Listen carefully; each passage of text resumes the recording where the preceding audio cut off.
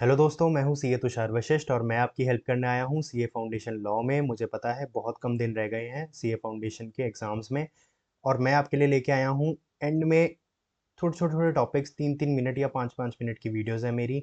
सिर्फ वो आपको ये बताएंगी कि क्या क्या टॉपिक्स इंपॉर्टेंट है case study wise and direct question wise, ताकि आप वो लिमिटेड पार्ट तो ज़रूर करके जाएं ताकि आपको 60 मार्क्स मिल जाए। ठीक है, तो आज का टॉपिक है नेगोशिएबल इंस्ट्रूमेंट्स एक्ट 1881। मुझे पता है ये टॉपिक बहुत ज़्यादा लंबा है, लेंदी है, पर स्कोरिंग भी सबसे ज़्यादा है और मेरा पर्सनल फेवरेट टॉपिक है ये। ठीक है, नेगोशिएबल में ये सब बकवास है, छोड़ देना।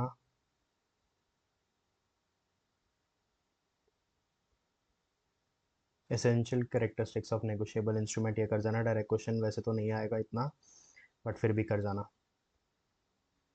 सबसे पहला टॉपिक आता है प्रोमिसरी नोट। ठीक है, मीनिंग कर जाना। इनके तो मीनिंग भी इंपॉर्टेंट है, इनके सेक्शंस भी इंपॉर्टेंट है। ये एक लौता चैप्टर है जिसमें मैं बोलता हूँ सेक्शन जरूर रट के जाना।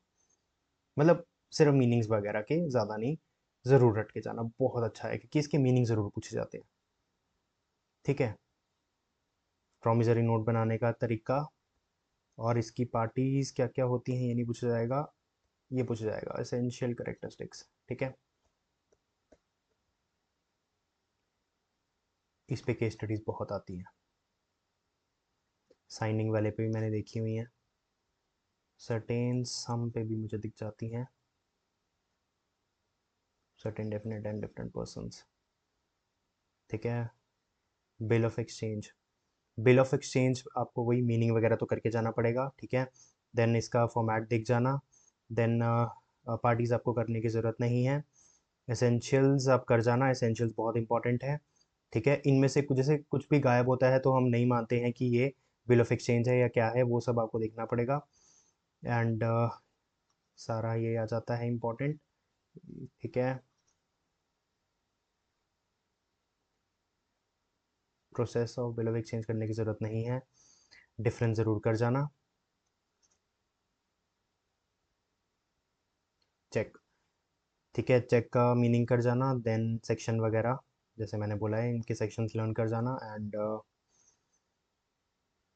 ट्रंकेटेड चेक क्या होता है ये सब कर जाना।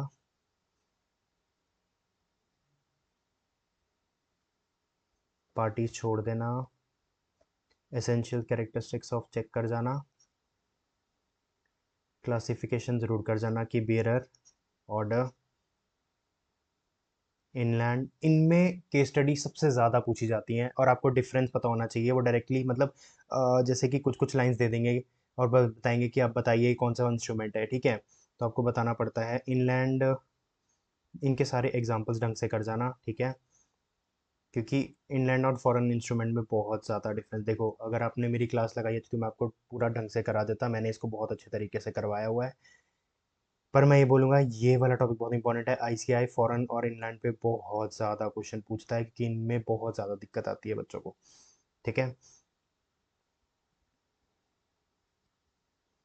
इनकोएट एंड एम्बिगस इसमें भी बहुत ज़्यादा आता है। आपको डिफरेंस पहचान पाना इनमें बहुत मुश्किल हो जाता है। ठीक है, देन उसके बाद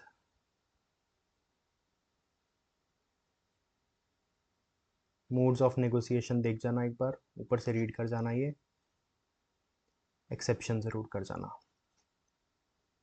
ठीक है, importance of delivery in negotiation ये सिर्फ रीड कर जाना, आपको पता लग जाएगा। डिसऑनर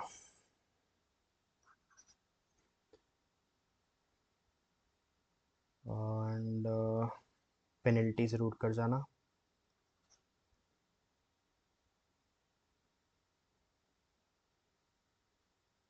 प्रेजेंटमेंट वाला टॉपिक थोड़ा इंपॉर्टेंट बैठ जाता है, आईसीआई इस पे कभी कभी पूछ लेता है। अगर टफ पेपर बनाता है तो ज़रूर पूछता है।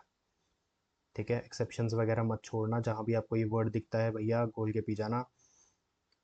ठीक है, ये सारा कुछ कर जाना, कब कब आपको प्रेजेंट करना पड़ता है, कौन से आवर्स में, कौन सी प्लेस टाइम वगैरह जो भी है। ठीक है,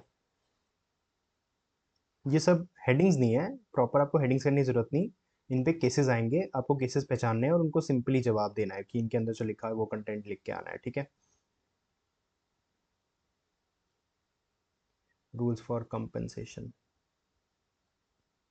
एंड टॉपिक है तब इंपॉर्टेंट बैठ जाता है, क्योंकि ऐसे को पता होता है एंड तक अब थक जाते हो और नहीं करके आते, इसीलिए कर जाना इसको। तो इसी के साथ हमारा चैप्टर खत्म होता है। Thank you.